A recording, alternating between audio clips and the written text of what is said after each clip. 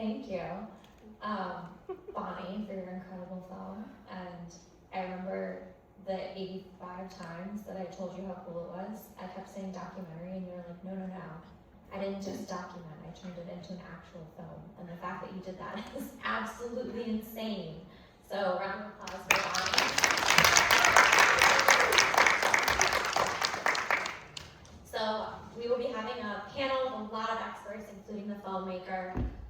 And I am Katie Zadilla. I am part of Tight Lipped, the charity organization that is benefiting from the ticket sales tonight. And I lead our campaign work in the DMV area.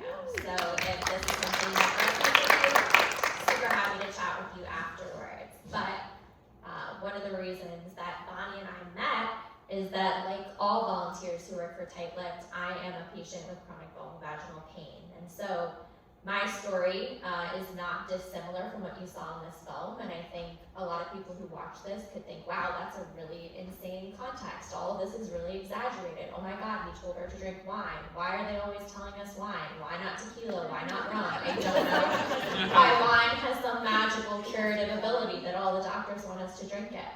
But in my case, it took me 8 years and many thousands of dollars to the point where I now itemize my taxes thanks to my vulva. And that journey required passing through dozens of doctors who had a lot of the types of wisdom that we saw in this movie, including it is anxiety, it is all in your head, nothing is wrong with you.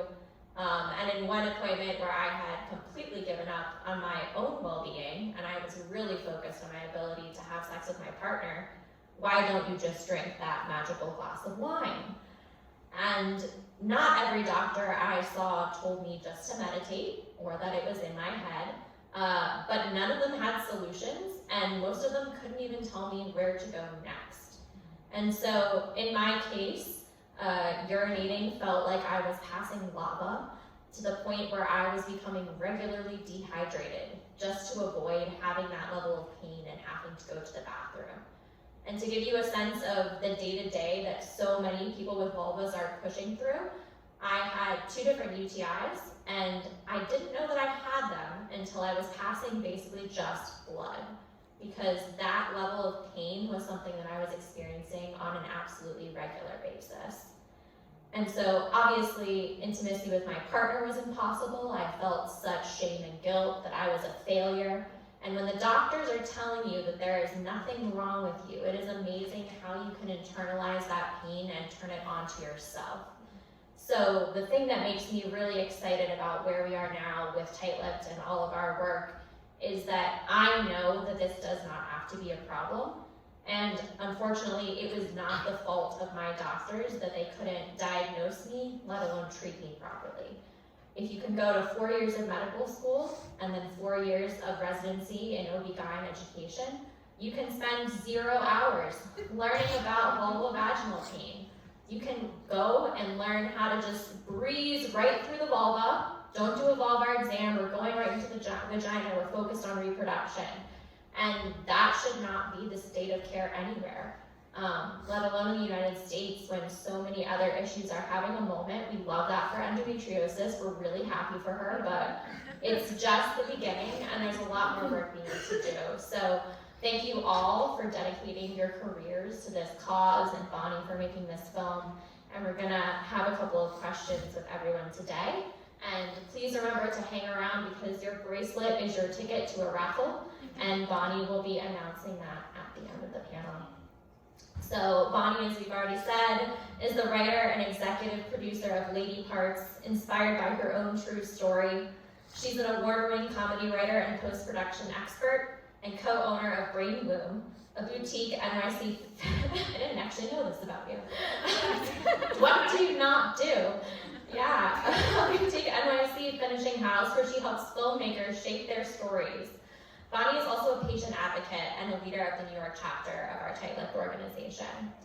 And then just to my right is Dr. Rachel Rubin, who is a board-certified urologist and sexual medicine specialist, founder of a patient-centered practice in Washington, D.C., as well as LA. She's an assistant clinical professor at Georgetown University, and a leading voice in sexual health advocacy, contributing to national guidelines and advancing research to the sexual medicine research team. Her work has been featured widely. She's everywhere these days, from the New York Times to NPR, and I strongly encourage the Instagram follow. And also, this panel has so many connections because she's also the reason I don't have a vestibule anymore. She did my vestibulectomy in the year of our Lord 2022, maybe? 22. And what stands out to me about that is I saw you recently at another event, because you're always advocating and we love you for that. And you were telling me about how different the surgery is now, just a couple years later, because we don't know shit about the vulva, because we haven't taken the time to really learn. And so even people who are the expert in the world on this topic are still learning on a day-to-day basis. So thank you for being committed to that journey. And then Melanie is a licensed clinical social worker, registered play therapist, and former U.S. Army officer who brings a deeply trauma-informed and mind-body approach to her work. She specializes in supporting children, adolescents, and adults navigating trauma, anxiety, and neurodivergence, and is the founder of River Gorge Therapy in Alexandria, where she also mentors other clinicians. And then finally, Rachel Payne is a pelvic floor physical therapist. If you do not have a pelvic floor physical therapist, I don't care what your gender is, you have a pelvic floor, you probably need one, and I highly recommend them because they are true angels of the universe. And after her own experiences navigating infertility, pregnancy, and postpartum care, she built a practice focused on the kind of individualized expert support that's often missing in traditional healthcare. So thank you to all of our panelists for being here, and we're gonna start off with Bonnie. And so the first question for you is, what made you decide to tell this story as a film, especially a comedy narrative feature? And what do you hope people, especially those who are unfamiliar with this topic, might take away from it? Yeah, first of all, I want to say thank you, Katie, for that. Like, sharing your story, being vulnerable, coming up here and saying all that. Like, it's really hard for some of us, like, who have been through so much trauma to come up here and just, like, publicly share all this crazy stuff that's happened to us, so thank you for that. The reason, I think, for me, one, I didn't want to go to medical school, so I think that was the big reason I was like, no, I'm gonna do film. And for me, when I was going through this, I didn't really like tell anybody I was going through this. It was like the most isolating experience you could probably go through, because you're sitting there and you're like, maybe it's me, maybe I'm crazy. I remember going to our student health center when I was 19, and the doctor did tell me, like, why don't you just drink a glass of wine, and sent me on my way and then gave me a pregnancy test. I was prescribed Xanax, so like all the stuff you see is really like the true experience of what we experience. And I remember getting the surgery in 2016, which now you'll hear the surgery is a lot different, which is amazing. But I remember doing it in Tell a Soul, and then I did write a blog post about it, and I got a lot of feedback from people kind of just out of the woods that I hadn't heard from in a while, just saying, wow, that's really interesting, I know somebody going through this, or I know somebody who has this, or I'm going through something like this, who did you go see? And it just kind of became this big, oh wait, this isn't just happening to me. I kind of started to put the pieces together that maybe this is way more common than I thought it was. And that was back in 2016. So I mean, flash forward to 10 years now. And when I did buy a one-way ticket to Los Angeles with no job and no place to live, because I make amazing life decisions. And I went there, I went back to school at UCLA at night, and that's where I started writing lady parts. And at first I was really nervous to do it, because again, like, it wasn't a public thing that I really told people. And I remember pitching it in a room. There was like 10 of us in the workshop, and it started as a TV pilot. I pitched it in the room, and I remember I was walking in the parking garage with a girl from my class, and immediately she goes, I have this too. I'm so glad you're writing about it. And so then it just, from there I was like, okay, I gotta do this. And I mean, making a film has been crazy. But I think throughout it, everyone's always shocked when they come see the film and they realize it's not a documentary. They're always kind of expecting that, and I think what's really cool is this is not a documentary, it's a narrative comedy feature, and it's done for a very specific reason. And documentaries are amazing, I don't want to like, they're incredible and amazing, but you know, a lot of times when information's kind of like spewed at you, it might not stick. But if you're gonna watch a story and you're gonna watch a character, and it really like humanizes the issue, because suddenly you see someone on screen and you're like, oh, that could be my friend, that could be my partner, that could be my sister, whatever it is, that could be my friend. And suddenly you start to understand how these conditions are really just affecting your everyday. Specifically a comedy, because that really gets you to dip a toe in the water to a subject that can be kind of a little taboo for people or feel really uncomfortable at first, and it kind of just gets you comfortable in the room. Obviously there's, you know, it's not all comedy, but comedy and tragedy live together. But I thought it was just so important to kind of take this issue and put it into something that anyone could pop on their TV and watch and finally just start to understand what it's like to live with one of these conditions and how hard it is just for the everyday. I think that answered all the questions. You Great. did. Yeah. Oh, did I turn this off? No. Ha. And Bonnie, you were mentioning just how common this is. And so 1 in 4 vulvas are going to experience these conditions. Keeping in mind that's chronic pain. That's not just any pain. 1 in 4 vulvas experience chronic pain in the course of their lifetime. And for over a third of us, it takes 15 appointments to receive a diagnosis. That is just a diagnosis, and often from doctors who then do not have the training to teach to actually be able to treat you. So these journeys are really long, and I was incredibly impressed that you were able to turn it into a comedy, and thank you for doing that. So, yeah, we have there's a dark humor in the tight-lipped community, and it's wonderful to have people who can understand. So let's switch gears a little bit from filmmaking to the medical part of it. So for our panelists, for all of you, what did the film get right about the patient experience that you really rarely see portrayed? And we'll start with you, Dr. Rubin. This film is amazing. It's the first time I've seen it, actually. I bought it. Everyone should buy it and support it. What is it on Apple? Amazon. Amazon. You should all buy it and tell your friends to buy it. And this should be, this needs to be girls' nights everywhere, boys' nights. This just needs to be in everyone's hands. I'm processing it. Like, I was sobbing during most of the movie. And so I'm doing a lot of processing, and I have so much to reflect on and so much to say that there's many people on this stage.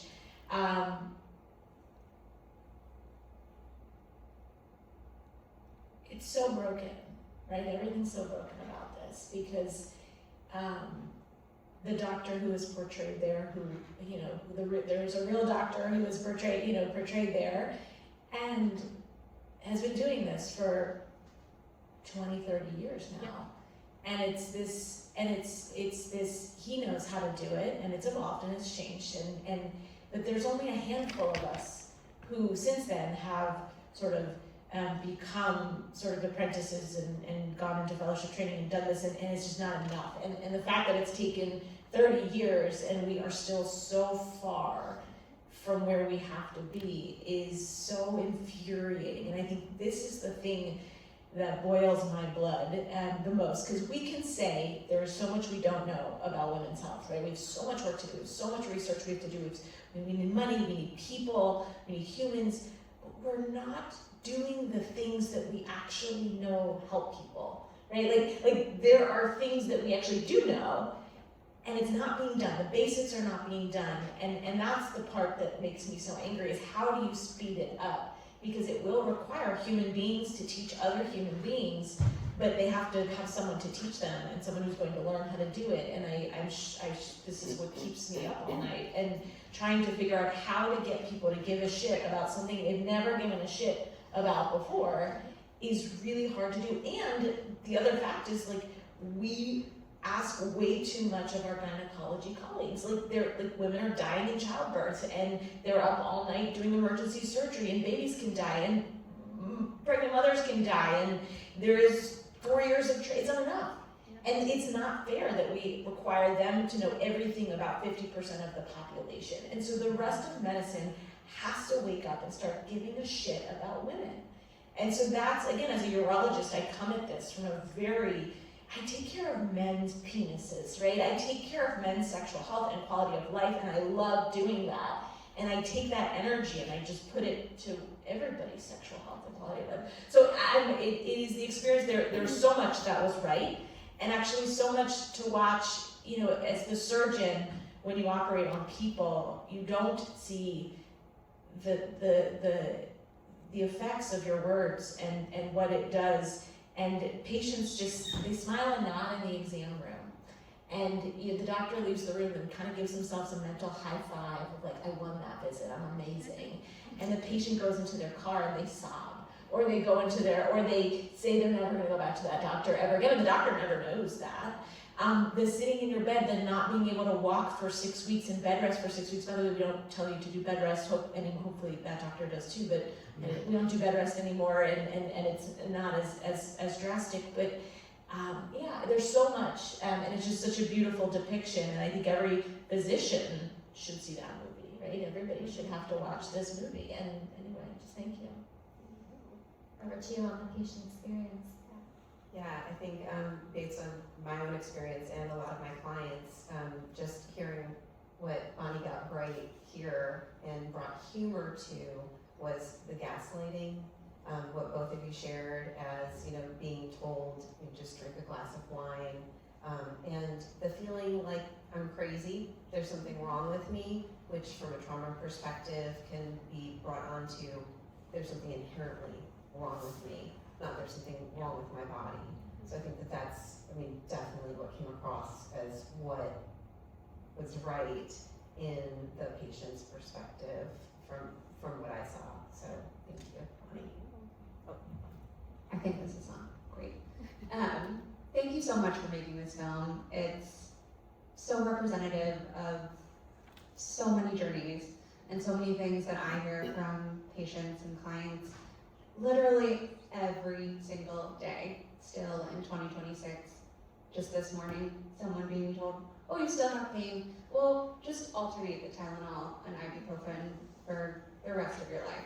We can do better than that.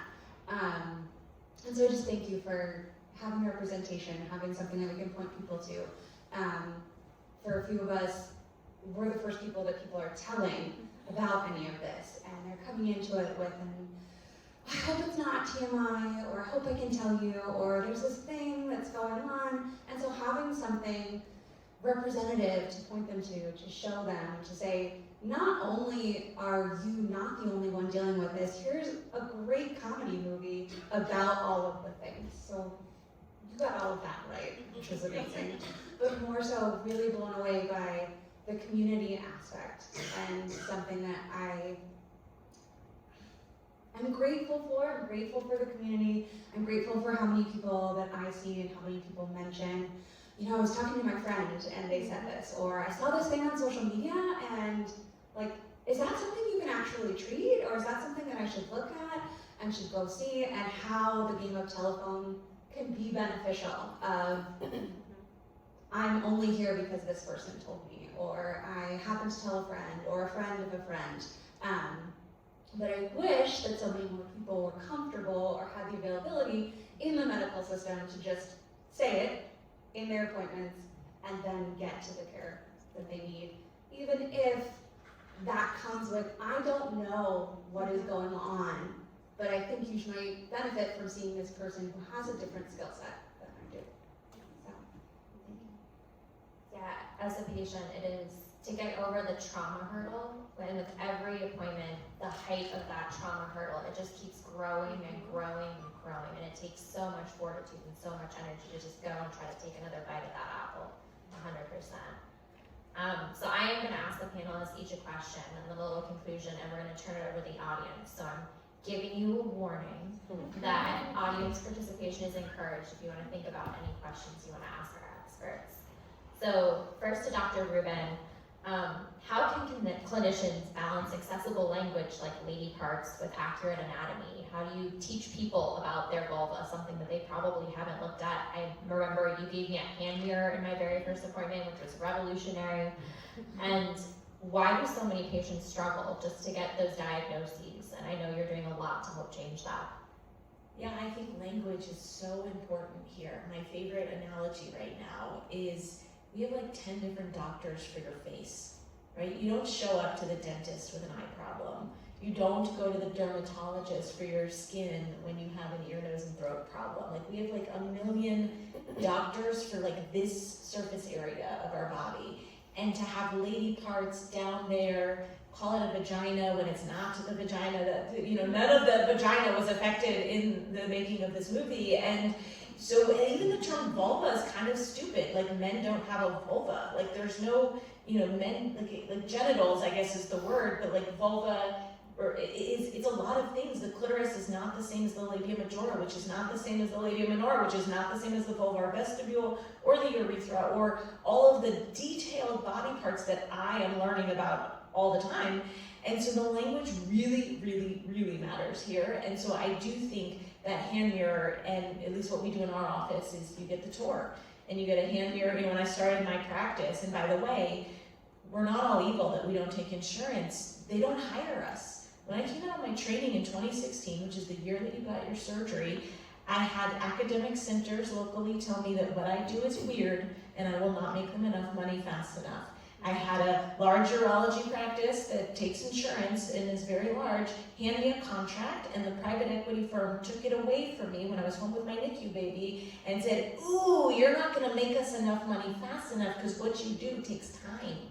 And they wouldn't give me a job. I had no choice but to join a cash-based practice and then build my own, because I cannot take on the trauma of 15 doctors in a 10-minute visit. Can't do it, won't do it.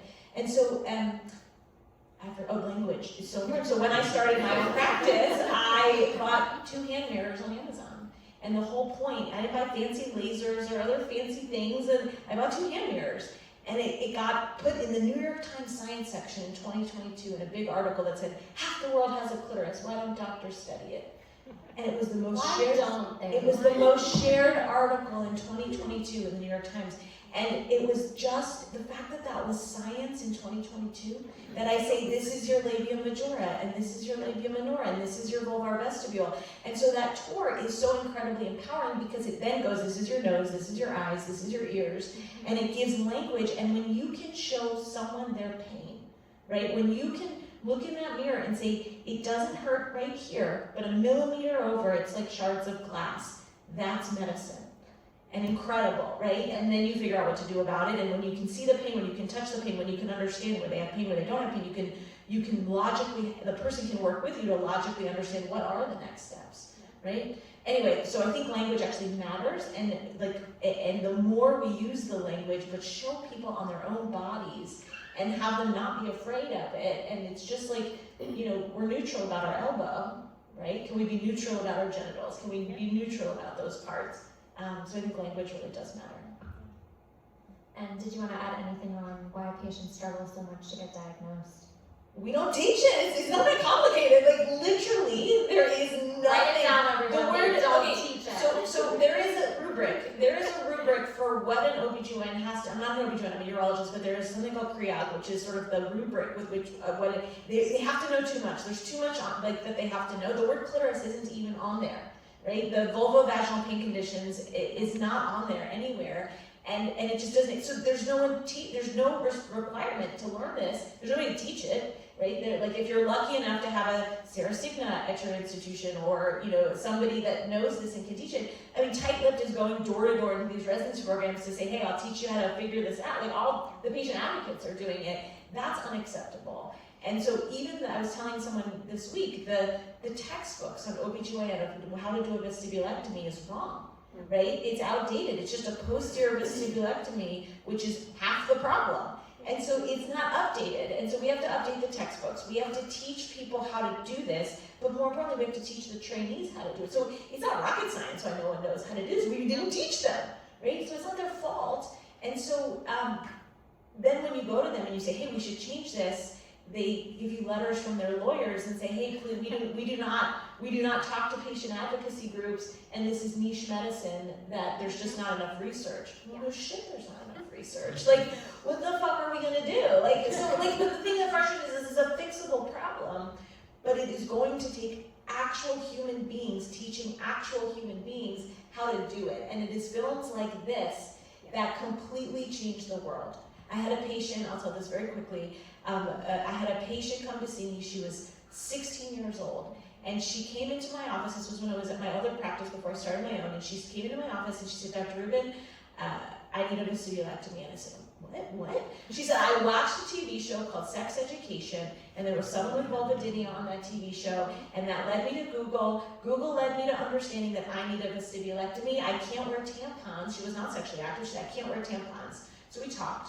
We tried a few things. She ultimately did need a vestibulectomy, and she got one, and she never had the mind drama of going to 15 doctors to tell her that she was broken. She never had the sexual experiences like you had in that movie of like telling her that there was something wrong with her. She was just a kid who wanted to wear tampons because she was a swimmer.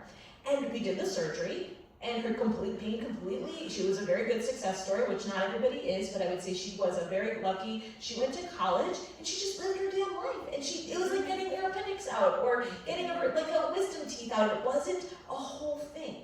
And she occasionally babysits my kids when she's home from college, but she's just, when you get to those diagnoses, so this movie is going to change those people's lives forever, right? And tight-lipped, like I was telling my patients, like, look, I make advocates, like, we're not gonna just treat you, we're gonna make you change the world, and I take that very seriously, because it is not me that changes the world, it is you guys that change the world, because that's what's gonna make the difference, right? But we have to build that army, and we cannot rest, because we have so much work to do. 100%. And doctors, cover your ears, because doctors don't know. I think I can say this from a lot of experience. Mostly don't know much about the pelvic floor. But you know who knows a lot about the pelvic floor and who is waiting in the wings to help solve your problems? The angels that are pelvic floor physical therapists, truly. So, Rachel, who should consider pelvic floor physical therapy, and what actually happens in that first visit? How do you make those of us who have been through the ringer by the time we figure out that you exist comfortable? It's a great question. Everybody has a pelvic floor. If you have a pelvis, you have a pelvic floor. You probably don't know much about it. And there are so many things that can be affected by it and that it can be affecting. I could sit up here for an hour and list conditions that we can help you with. But if you are having any sort of pain in your pelvis, if you are having any sort of pain in your vulva, in your vagina, in your tailbone, in your anus, in your hips, in your back, if you are having any sort of incontinence, if you are having constipation, if you are having hemorrhoids, anal fissures, you're bleeding when you have bowel movements, you're having hip pain, you're having heaviness, you're experiencing prolapse, you're having bladder urgency, you're having bladder pain, you have a gynecological condition like endometriosis, adenomyosis, you've had any sort of abdominal surgery, your pelvic floor is going to be affected. You've had chronic ankle sprains, your pelvic floor is going to be affected. You've had adolescent chronic pulmonary issues like asthma, your pelvic floor is going to be affected. So everyone, People with pelvises. people with pelvises. And if so before I got into pelvic floor PT, I was in the orthopedic world, and I was very frustrated that we were just ignoring a part of the body. I felt this way in PT school in 2010.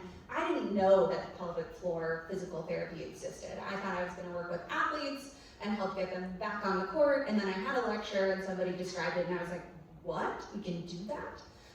But then pretty quickly I was like, why are we just ignoring this part of the body? Why do I not know how to assess this? Why do I not know how to treat it? Everybody has it. It seems very important. And I will say, I think back to so many patients that I worked with that just didn't quite get there, right? They weren't the low-hanging fruit of the back pain that now I know that there was a pelvic floor issue, or suspect that there was something going on with the pelvic floor. So any of these kinds of things, if you're not responding to the low-hanging fruit, or if you have any sort of inkling that something may have happened, come and see a pelvic floor PT. There is a great validated screen that you can easily find online called the Cosine screen that kind of takes you through a list of things. Some of them are pretty obvious, like do you have pain with sex? You probably have a pelvic floor dysfunction. But other things like, have you had back pain? Have you had a fall on your tailbone, even in childhood? Do you have constipation that can help you determine, is it worthwhile for you to come and see a pelvic floor PT? Even if we're thinking about, I'm dealing with chronic ankle sprains, but I can list off A, B, C, D, E kind of thing. Because the other cool thing about your pelvis and your pelvic floor is it's connected to your whole body, right? There's a person and there's a body connected to that pelvis and connected to that pelvic floor, and it doesn't live in isolation. It learns how it needs to act based on the health of tissues, based on your movement patterns, based on your nervous system, your stress levels, your daily activities. There are so many things that it's responding to. And the second half of your question about what is pelvic floor PT actually like and how do we try to make it a different kind of experience. Just to say that we know what so many of you guys have gone through before you come to see us. We know that most people aren't jazzed to come and see a pelvic floor PT. Most people Oh, are. I'm jazzed. Well, here's Sophia, who is Very incredible. jazzed. We're jazzed when you come and see us. But for a lot of people, it's a threshold that it takes some time to feel comfortable saying, I'm gonna go and I'm gonna talk to somebody and I'm gonna trust somebody and I'm gonna let them evaluate me. And so we know that. And so myself, my practice, and a lot of us try to be cognizant of that from the second that you call us on the phone. We try to explain to you everything that's gonna happen in a session. We try to use the anatomical words right back at you so that you know that we know what vulvovaginal pain is. And that you're not talking to a receptionist who says, you have pain in your lady parts? No, we know what is going on. And we also tell you what's gonna happen in the session. So anybody who hasn't been to pelvic floor PT, I think there's been a lot of talk about pelvic floor PT recently, which is great. Like, we're getting some news, that's good. I'm glad people know what we do. But I think that there's also kind of, well, we teach people how to either do Kegels or how to like turn your vagina into a flower and breathe and let it open. And it's not binary like that, and there's so much more that goes into it. So similar to Dr. Rubin and a lot of other doctors, we take a really long time with you, and a lot of that is giving your history. So you come in, and we want to know everything about you, right? And that's kind of how we start every session is, I'm here, I'm going to ask you a bunch of questions, but to start, I just want to hear about you. Tell me what's going on. I think the research shows that in medical appointments, most patients get interrupted within 17 seconds or something by a provider. 8 seconds, yeah, that's unacceptable. So we just let you talk. We just let you talk. And we want to hear everything about you. And then we go through a whole list of questions about all of the things that we talked about before. How are your bowel movements? How is your urination? What's your medical history? How has sex been for you? What's your gynecological history? We will try to touch on if you have any mental health issues, if you've been through any traumas. And then we go through a full assessment that starts just by looking at your body. We don't even start at the pelvic floor. We look at your posture. We look at how you move in functional positions. If there's something that you're specifically having an issue with, we'll look at you do that thing. If you have pelvic pain when you do a squat, well, I need to see what happens when you do a squat, not just look at your pelvis while you're laying on a table. And then the gold standard is to do an internal assessment of your pelvic floor, where we will assess the vulva, and we will assess the tissues internally, either vaginally or rectally, but that's not required at pelvic floor PT. So if you're not there yet, know that you don't have to do any sort of an internal assessment. You can see a pelvic floor PT and keep your clothes on the entire time. And you can still get quite a bit out of it. And there are plenty of people who do that, and we make a ton of progress with them. You can come into pelvic floor PT any day and not have a reason and just say, hey, no internal today. Cool, that's fine. We don't have to do that. And then we will always 100% validate whatever you're feeling, right? Because even if I don't exactly know why, or I don't have the exact thing to help you in that moment, whatever you're experiencing is real, right? your pain is real. Yes, it's in your brain, but it's real. It's like at the end of Harry Potter, when Harry Potter is asking Dumbledore, like, is this real or is it all in my head? And Dumbledore says, well, of course it's all in your head, but it's real. Your experiences are real, and I think knowing that there are providers that come at that from the beginning, and that we're taking that approach before we even hear a story or before we meet you, I like to think that that goes a long way. So we've talked a lot about the physical side of things, but the film also really pointed out to some of the emotional. So I'm hoping, Melanie, that you might be able to answer, how do trauma, anxiety, and chronic pain intersect in cases like this? And what helps patients feel more in control of their bodies again? Ooh, that's a big question, yeah. So it's so layered. And in my clinical experience, I've worked with mostly sexual trauma, with religious trauma, and with endometriosis. And so a lot of my clients who've come have, again, been through the ringer with some of their medical experience, or felt the shame where they haven't been able to tell anyone and haven't been addressed. From a trauma perspective, like Rachel mentioned, I think that connection is there, where when there's trauma, it is psychosomatic. And when you use that word, people think, oh, that's all in my head, where it's not. The pain is real, and it is, this may not be the correct clinical term, but embedded in brain-body, mind-body connection. And so when we experience trauma, we often tend to, let me back up a little bit to say, oftentimes, as human beings, the negative sticks like Velcro, and the positive slides off like Teflon.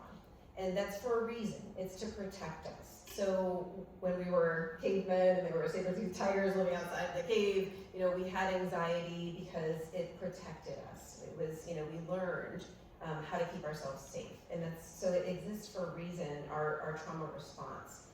And oftentimes, our world has evolved, but our brain and the trauma responses are still the same. So when we experience trauma specifically, whatever type that is, and some of that is through perhaps, going to the doctor and being gaslit, that can be traumatic in itself, because we are then shamed, and then also experiencing, disbelief in myself. Can I trust myself? But when we experience trauma, we tend to hold on to, and I've been told by clients that this isn't a great word, but I want to use it at first and then correct myself, which is we tend to hold on to these negative self-beliefs maladaptively. Whereas, we might think something, but then we know it's not true. There's something wrong with me. Am I crazy? I heard those words. I must be crazy. There's something wrong with me. And so even though we might know that's not true, we come to believe it. And so one of my trauma clients had said, Melanie, that's stop using the word maladaptive. It was adaptive to get me through. And that's a great point. So it's like, while it is adaptive to get us through a difficult thing, experience, traumatic experience, we hold on to that. And it's not just here, it's whole body. We hold that in our whole body. So I think hopefully that answers some of the question, but I think I also want to go into, just talk with some of my clients who I've worked with who found this film, who have found groups who, just even hearing that they're not alone is so powerful. So having, doctors who believe them and can, they can talk to finding the appropriate care, but hearing that there are groups of people out there, hearing that there are other people with this experience is so empowering. And then moving through the trauma, understanding, that we can shift that, and there are powerful ways to do that. Did that answer the question? No, absolutely. And before we open it up to audience questions, we're just going to go down the line and ask everyone just one quick thing that you wish providers really knew about this experience. And it was so funny, you were just mentioning believing them, and that reminded me actually something that I gave you a long time ago, which is when I left Dr. Rubin's practice, I just wrote her a little card thanking her, and she does a lot of crazy things for her patients, including giving them her personal cell phone number after surgery, so that you can try and take a selfie of your vulva with a lamp in a bathroom by yourself, which is hard. and ask her any follow-up questions, but I didn't thank her for giving me her cell phone number. I thanked her for believing me, because that was actually the biggest trauma of all of this. And I've peed a lot of blood, I've cried a lot of tears, a lot of horrible things have happened, but the most horrible thing by far was not being believed. So that's really what I wish providers knew. But quickly going down the line, what's one thing you wish providers knew? Yeah, I wish there was curiosity, right? I wish there was curiosity to say, wait, I am so curious why this is happening and what is the latest, and really try to dive into what do we know about this, and have a growth mindset of like, we have to learn new things, we have to have colleagues and friends and people who can help us think through challenging cases. And the more I learn in this field, the less I know, and the more I am feeling, overwhelmed by how challenging it can be. But curiosity and validation of like, we sometimes don't know the whole biology to make it make sense, but we do know a lot, and we have to use what we know. Thank you.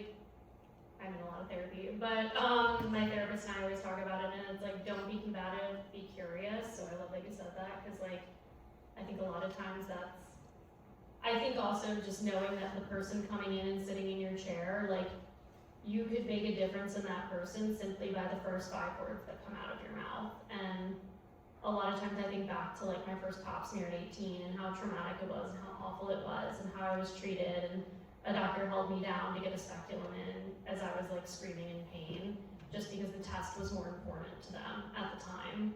And I think about that and how like I just spent years not going back because it was so traumatic. And I wish providers would just understand that like if you just took like a moment to really think about the effect your words can have, you really can just change someone's life just with that.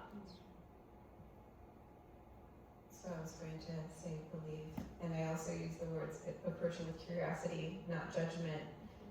But so I'll go with something else, which is, and I say constantly in yoga practice, I'm a yoga instructor too, but that is just listen to your body. And so the more we can teach everyone to listen to their body and know that what they're experiencing is real, and that we can be curious about it, go from there. I wish that every provider would take the mindset of, if they don't know how to help somebody, figuring out or trying to help refer them to somebody who can, is going to reflect really well on them. That's still going to be a win for them, even if they are not the one that has the treatment or the diagnosis or the cure. And I think as PTs, we're really lucky that we get to be in a really multidisciplinary kind of setting where we're communicating with so many different providers, and it just helps us to get and help people so much more when we can have the team of people. And so I hope that all providers can, or would, kind of take that mindset. Thank you all, but we're happy now to open it up and take any questions in the audience if you want to maybe just stand up and, yeah, I don't think we have, it's a small enough group, we can probably do it. Yeah, go ahead. Hi, I'm Emily. Thank you so much. Great film. And I had a baby 2 months ago, and so I was curious. Congratulations. Thanks. I was curious. Don't come too close. I'm leaking milk out of my if you could talk a little bit about what we know about vulval pain in your vulva and pregnancy and delivery. It feels like a moment when there's kind of this massive change, and a lot of people have like pain in sex for the first time after delivering, and yeah, I'm just wondering if you could talk a little bit about that. Would one of the Rachels like to? Yeah, just so much can happen, and we don't spend a lot of time talking about it. In fact, women after this idea that after you give birth at 6 weeks you can start having sex again is kind of absurd. It actually takes a really long time. At 6 months, even a year after, about 50% of people still have pain with sex. And there is, if you're breastfeeding, you're actually in menopause, right? When you're breastfeeding, your hormone levels are very low. And so you go from having hormones that are very, very high in the many thousands, tens of thousands, and then it crashes to 0 while you're breastfeeding, and so you're in a menopausal state. And if you're breastfeeding for 3 years, you're in a kind of a menopausal state for all of that time. And so we published, the first ever to publish on making it a term. It's always existed, it's always been a medical problem, but we termed it genitourinary syndrome of lactation. It was actually cool. Today I got asked to review a paper from Australia that they did a study on genitourinary syndrome of lactation. So well, we just made up that term like 2 years ago. That's so cool. But the truth is vaginal hormones are extremely helpful to help give back the tissue what it needs. But then you also have a watermelon come out of your vagina or your abdomen. And so if you get a knee replacement, you go to rehab, you go to physical therapy like 3 times a week. And you have a watermelon, expand all your muscles and sit on your pelvis for 9 months and then explode from a certain orifice. And so no one talks about rehab. So I'm gonna let Rachel take the rest over. I could be here all day. Yes, turns out 100% of people who give birth had a pregnancy, where their body adapted to growing a literal human and then birthing that human, whether you birth vaginally or via C-section. Your pelvic floor, your abdomen, your diaphragm, all of those connecting pieces are affected by pregnancy, and they're affected by birth. And there are so many things that can influence how the pelvic floor muscles themselves are functioning. Pelvic floor muscles are skeletal muscles. If you had a knot in your upper trap and we poked on it, that's going to be painful. If the pelvic floor muscle has some tension or a knot, or any number of kind of clinical terms that we could use about it, and we touch it via penetration with a penis, it can be painful. You can have tailbone injuries in birth, depending on how you heal from a perineal tear. Sometimes that scar tissue itself can be painful, and can need some scar massage or some treatment to help kind of normalize that tissue, which can happen for years. That's true of any injury or any scar, where that tissue is going to be remodeling in some people for up to a couple of years. If you give birth vaginally or if you labor, your bones literally rearrange themselves for a baby to pass through your birth canal, and those are the connection points of all of your pelvic floor muscles. And so if they're hanging out, if your arm is like this, your muscles aren't going to feel great. And so sometimes we need to help you kind of do some things in your body to kind of help bring the pelvis back into a happier state. It's really sad in a lot of countries in Europe, especially pelvic floor PT is standard of care. Postpartum, your 6-week visit with your OBGYN is really looking at, can your uterus handle this stuff, and are any complications, how are they doing? They're not looking at, it's really upsetting because they're not testing for genitourinary syndrome of lactation, which is so easy to test for, and the number of times that weeks down the road, and I think this is going on, just copy and paste this info into your MyChart and get an estrogen cream. Takes care of a lot of things. But being able to assess what is going on with all of these key parts, and I wish that everybody postpartum could come to pelvic floor PT before they have sex, so that way we can assess all of the tissue, assess penetration, and not have it be connected to an intimate encounter with your partner. And we can make it more, hey, this is what the tissue is doing. We identified this, let's take care of it, and then we know that it's going to go okay. And in the meantime, figure out something else to be intimate that isn't going to cause you pain. So even though it's common, it's not normal, and I highly suggest you see a pelvic floor PT. I think there was another question that was right in, the plaid shirt. Hi, I just wanted to say, fourth trimester, I think you should be postpartum for up to 5 years of transmission, and the fourth trimester is such a shit show, and you're doing amazing. I didn't move for like many months after my daughter was born. Thank you so much for talking about this. You're really incredible, and it's just everyone on stage it's just really validating to hear everything you're saying.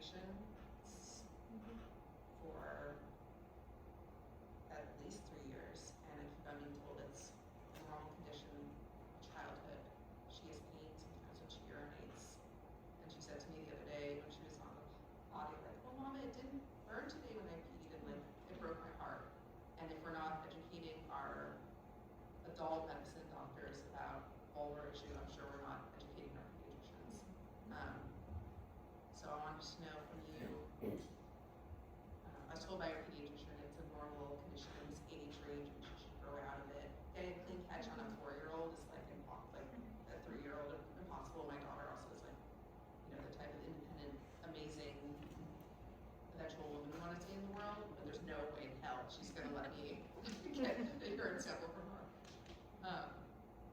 So just like, as a parent, and not only that, but like raising up this girl, I'm still a parent by choice, and I want her to have the experience that I didn't. 16, like screaming when the speculum was inserted, being comfortable with her body, and teaching her the names, and getting like stopped by my parents, and she doesn't need to know that many, but I wanted her to be happy. So Yeah, thank you for sharing that. And we do not teach. She needs a diagnosis. She needs a good exam. She needs a real understanding. What the people who need vestibulectomies, many have something we call congenital neuroproliferative vestibulodynia, which is sort of this concept of you're being born with too many nerve endings. And so the first, you can ask her if she hates when people touch her belly button, because your belly button is actually connected to your vulva. And so a certain percentage of people who have this problem have they hate when people touch their belly button. It's fascinating. Do you hate when people touch your belly button? Yeah, right. I'm fine with it. She needs an exam, and she needs someone who understands this. That doesn't mean she needs a surgery or anything right this moment, but there are things. Again, let me just say how beautiful that you believe her and you listened to her and you brought her to the doctor, and you knew that just because the doctor said this is normal, your instinct is telling you it's not normal, that's not okay. You got good mama bear instincts, and so you showed up tonight, you asked the question like you got good instincts, and use them. I leave here to go to the American Urologic Association. It's in Washington, D.C., thank goodness. We're presenting a video case that should be published in a couple weeks that you all can watch, but it was about a 7-year-old who had, for the moment that she had words, she said it hurts horribly, and it was her clitoris, right? It was in her clitoris, like she eventually got the word for that, and she was miserable. Every night at bedtime was a fight, it was tears, it was horrible, it hurt to pee, it hurt to tug, she was miserable. And the parents had seen, she went to doctor, they lived in Canada, they went to doctor after doctor after doctor, and she kept being told that she needed cognitive behavioral therapy. No one examined this little girl, and you can get schmutz stuck under your clitoris for all things said, just like you can develop eye crusties, and you can develop, you can do, things can go wrong with the clitoris, but we just don't, we teach it about penises, but we don't teach it about clitorises. And so the parents had read an article that we had published, and they flew from Western Canada to see us, and we talked to this little girl, and they gave her the mirror, same mirror probably, and they don't break that often. And I showed her, I showed her all these models. I had all these pictures and models, and her parents. I showed them. I said, "This is, where does it hurt? Point to it." We talked for a long time, and then I gave her the mirror, and I pointed. Does it hurt here? Does it hurt here? And I looked at the clitoris, and she said, "That's where it hurts." And she had a complete coverage of her clitoris with stuff stuck under there that was causing the irritation, the discomfort. And you saw her, the 7-year-old girl, but you believed. Her eyes lit up. She kind of smiled. The room, you felt the air, she was believed. And the parents were the parents never didn't believe this little girl. It was so beautiful. And we put her to sleep in the operating room because they did not want to torture this little girl while she was awake. And we just we cleaned it out, got all the schmutz out from underneath, and her pain was completely gone. It was 3 or 4 years of chronic pain for this 7-year-old. And just by doing I don't do brain surgery, people, it's not that complicated. And it was completely better. And so I called up the head of the pediatric gynecology at British Columbia, and I said, "Oh my God, this is so exciting. We took pictures, we took videos, you have to see this, it's amazing." And she said, "Well, she has to get in line like everybody else. She's got to wait 6 months, right? Because we've got long lines here, and it's not an emergency."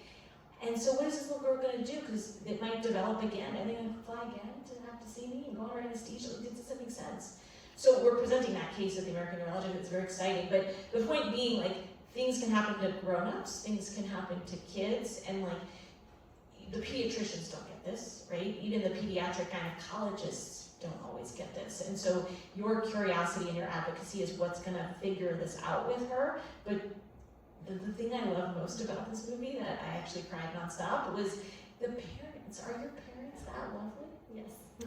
Like, what a world to have parents that are that, like, can I come for dinner one Yeah. night? Oh my God. My mom would actually freak out because she follows you on Instagram and she would have like a fangirl moment, I swear. Instagram live with your mother? Like, Please.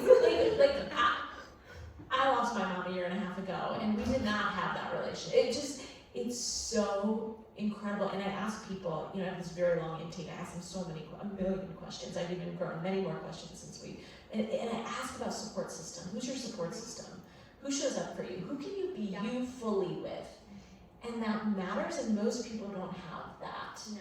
And it just was amazing. So she has that. She's 4, but she's got it, and that is incredible. And I won't say it up here, but if you come find me after, I will tell you who the good and bad doctors in the area are. We're very familiar. And I'll quickly say, obviously you don't see this in the film because it starts when I'm like 26, but when I was 6 years old, I actually was at CHOP, which is like the top pediatric hospital, where I lived in like Philly, and I was having problems voiding. I couldn't void fully. It was extremely painful to pee. It was extremely painful to poop. Like, I just could not do anything. And I remember going to the top urologist at the time, and we actually found those medical records like a month or 2 ago in the basement when we were cleaning out. And it was so interesting to read. It was just like not voiding properly. Oh well. And nothing ever happened. So I'm really glad, my parents obviously were supportive. That was a very different time. You're talking the 90s. So I'm just so thankful she has a parent like you, because that made all the difference. And truly, I hope she's able to find someone that can really help her. I fat them every day. Like, what do you mean this poor guy, he can't get off? Like, he could probably get off, but that's a separate issue. But that's not the concern, and I feel like the narrative always gets shifted to sexual immediately. But providers probably way better answer than that. No, I think it's so deeply complex, because how do we get anyone to, can't even get women to care about these medical problems? Because in the medical field, you get respect from your colleagues by doing respectful things. I couldn't get a job as a sex doctor at an academic institution, right? Like, the sexual medicine people are the lowest of the low of the low of urology, of gynecology, of no one respects us, because what we do doesn't matter, even though it's literally the how we are formed and how we procreate. I think it's the most important thing. But but we have a challenge too, because women go into psychosocial fields and they dominate. We don't have the basic scientists. We don't have the nerdy scientists that are going and doing pipetting and molecular sequencing and obsession. You need scientists who are hyper-focused and neurodivergent and obsessed with a topic so much that they will devote their careers to it. And girls are not being supported to do that. They're being supported. They feel safer. They feel great. They feel like they can dominate in these psychosocial fields. So where do we have all of our research? In psychosocial fields. So it's all in your head. Let's talk about it. Let's feel emotions about it. No one's literally studying that. If you have a man who studies sexual medicine, there's a couple of them, it gets in. There is a fine line, and the Me Too movement wasn't exactly the most helpful. Women don't want to go see men. They don't want to go. Male medical students now can't even get into the room to do a pelvic exam. So how are they going to learn? Because the patients don't want to be seen by the male medical students, which is their autonomy and their right. But that doesn't help us with equality in that 50% of doctors are still men. And so we can't get men, so then you don't get their brains on it, you don't get their interest in it. So yes, there's the question of how do you get the partner to buy in, but there's the question of how do you, the FDA, head of the FDA just resigned, and I won't get into politics at all, but you had a man get up there and talk about menopause hormone therapy for the first time ever. He talked about menopause, he talked about hormones, he talked about it on every news channel in the world, and again, I don't care what your politics are, that was revolutionary. right? For a man outside of the field of gynecology or outside, like to say that. So that's how we get started. It's actually finding the men that can be, I call it bro approval. If we can get the bros to approve and to like talk about it and to like advocate, then actually science starts to care. We start to get validated, and it's a game that unfortunately enrages us, but that we do have to play sometimes. And so like the women don't get respect. We have 27 fellowships for men's sexual health. There's 3 for women. And that's only in the last 2 years. There was only 1 for, it's like literally 2 years. There's like 2 more started. So no one does this. How does it get better? Well, we are out of time, and I know that we're gonna get kicked out of the theater, so I've been checking my cell phone. But thank you all so much. Thank you, Bonnie, for your film. Thank you so much also for donating a lot of the proceeds to Tight-Lipped. If anyone is in the area and interested in this, I do lead our advocacy work, and if you have connections to any of the teaching hospitals, we are Can you really say a trying. little bit about what the money to Tight-Lip goes to and why it is so important for everyone to donate to Tight-Lip? Yeah, so I am sitting up here telling you about my trauma for a grand total of $0. All of us are patient volunteers who have lived with these conditions for way too long and are incredibly determined to be able to have any woman in the DC area, any woman in New York, any woman in any place where we have chapters, walk into an OB-GYN office, be believed, which is God, the like bars in hell, and get a diagnosis and treatment. And the only way to do that is have doctors who actually have the skills to diagnose and treat us. So we are working one-on-one with all of the residency programs in the country that we can get to, slowly chipping away, providing support and asking practitioners to care, whether it's on the test or not. And Rachel alluded to this earlier, we're also trying to get it on the test so that people care about this. And so we run on a shoestring budget. It's mostly just helping us get to different places to do the work, and a little bit of materials and printing. You can see some of that outside. So I have a vulva costume under my bed now for my advocacy action 2 weeks ago. And so your donations are funding things like vulva costumes for people who are really, really determined to channel their rage into something useful. So yeah, it's a great organization, and we're all doing this because we care too much. And so yeah, the money really does go a long way.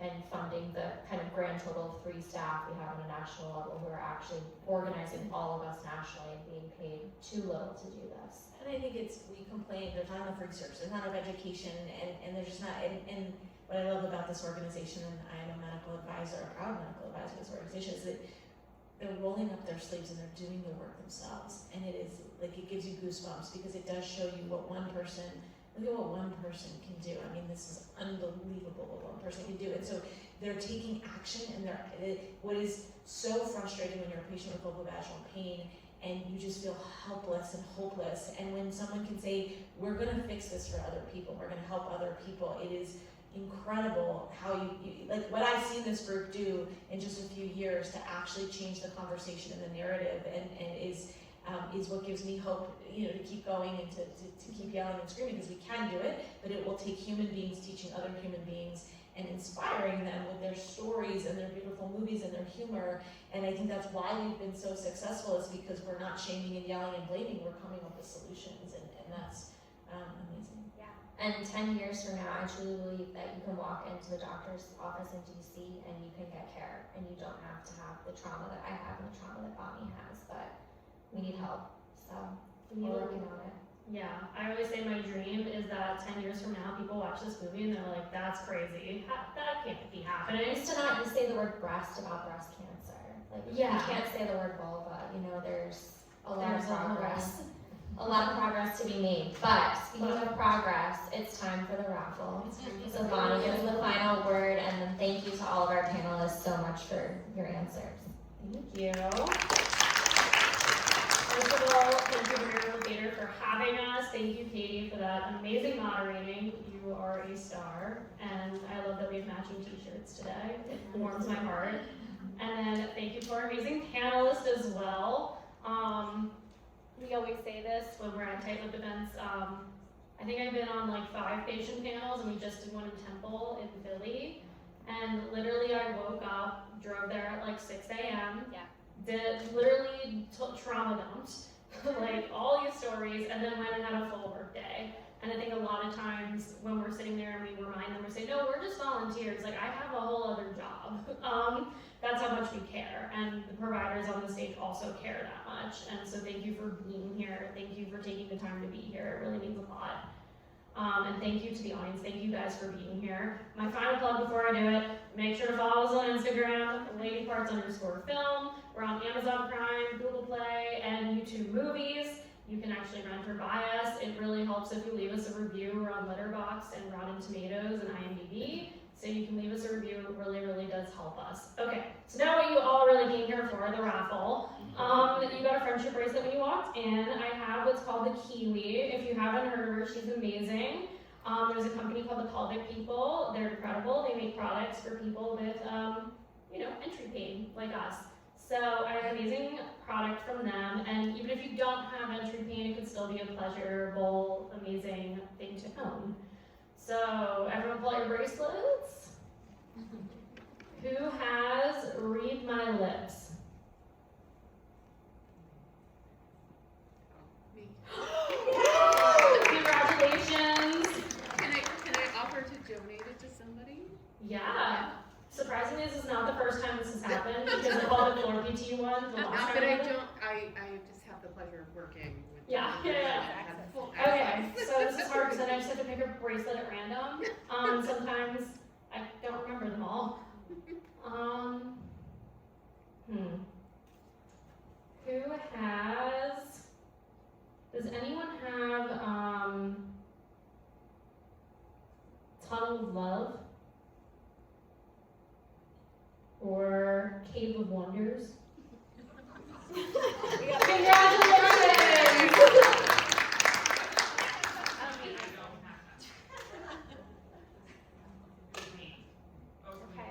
Congratulations, Cave of Wonders. I'm so glad that I can say that. It will be a Cave of Wonder. We do need to exit the theater, so I'll ask everyone to go towards the atrium. Thank you, both Rachel. Thank you, Bonnie. Thank you, Melanie. Thank you, all. Oh my god, yeah, I was gonna say something else. Yes, so, yeah.